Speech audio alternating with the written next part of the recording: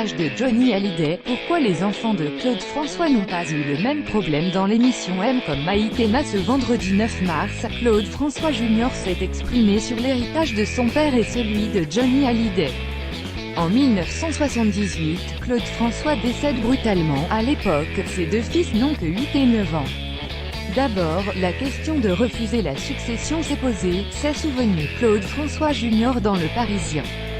Mon père avait laissé près de 10 millions de francs de dette, ce qui était une somme énorme en 1978. Quand mon père est mort, un tuteur de biens a été nommé et un tuteur de personnes, en l'occurrence notre mère, a été désigné alors que nous étions mineurs. Mais alors que la question de l'héritage de Johnny Hallyday est au cœur d'une vive bataille, pourquoi la famille de Claude François ne s'est-elle pas déchirée? Pour Claude François Jr., la raison est extrêmement simple. Il n'y a pas eu de testament, il n'y avait pas de problème, explique son fils ce vendredi 9 mars sur RMC.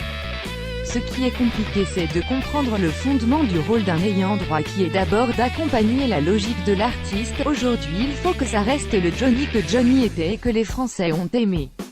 Être un ayant droit, c'est aussi avoir des droits et des devoirs. Cela m'a vraiment touché. De ces derniers mois, Claude François Jr. préfère se rappeler de l'hommage populaire à Johnny Hallyday.